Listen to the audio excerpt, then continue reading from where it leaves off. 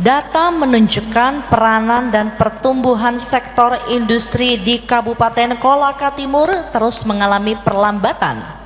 Bahkan pertumbuhan sektor industri pada tahun 2023 tercatat tumbuh negatif, yakni sebesar minus 18,7%. Pertanyaannya, bagaimana strategi paslon untuk mendorong peningkatan peran dan pertumbuhan sektor industri di Kabupaten Kolaka Timur sebagai upaya mendorong pertumbuhan ekonomi yang berkualitas? Terkait dengan kelambatan terkait dengan perekonomian yang ada di Kabupaten Kolaka Timur, salah satunya adalah bagaimana kita memastikan hilirisasi sumber daya alam yang ada di Kabupaten Kolaka Timur, yaitu memastikan dan memverifikasi sektor-sektor apa yang menjadi unggulan yang ada di Kabupaten Kolaka Timur.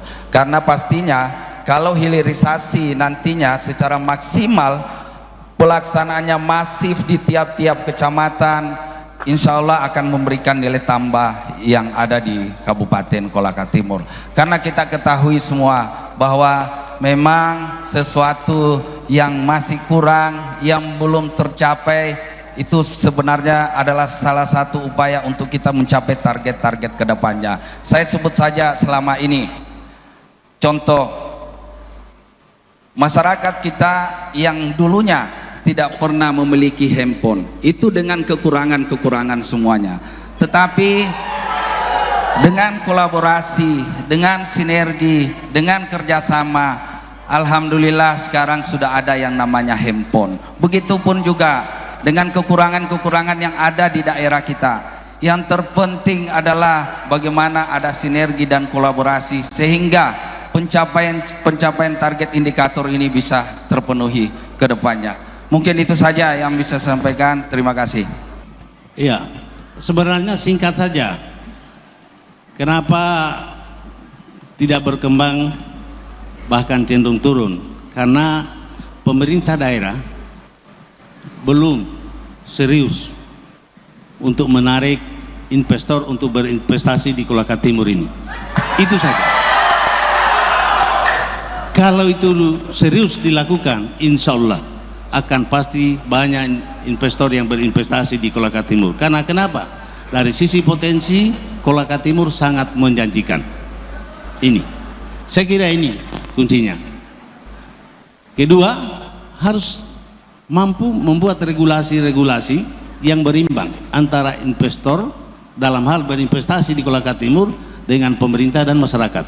Itu yang saya kira ini yang harus kita jalani, dan inilah menjadi visi misi utama kami ke depan. Andai kata kami menjadi bupati di Kolaka Timur 2025-2030. Berbicara masalah investasi, apa yang dikatakan paslon nomor 2 tadi ada benarnya, bahwa kemampuan kita bagaimana menarik investor bisa masuk ke daerah kita.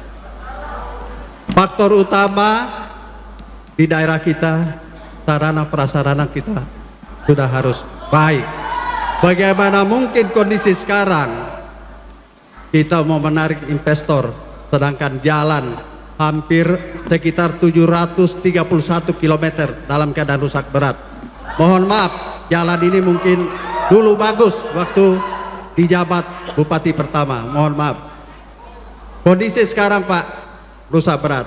Kita lihat ketika saya naik ke kampung halaman nenek saya, ada 6 jembatan terputus, tidak bisa dilalui oleh roda 4. Ini masalah yang klasik yang harus kita selesaikan dulu sebelum kita menarik investor. Saya kira demikian, terima kasih.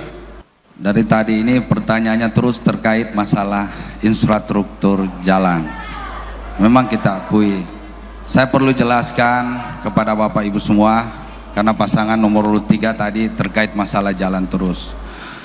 Di tahun 2023 Kolaka Timur sudah masuk sebagai kawasan sentra produksi pangan, yang selama ini belum pernah tematik kawasan sentra produksi pangan. Sehingga dengan terbukanya tematik KSPP, maka pemerintah provinsi melalui dana alokasi khusus pekerjaan jalan yang ada di Ladongi Poli Alabandia itu kurang lebih 11 miliar, alhamdulillah bisa terwujud.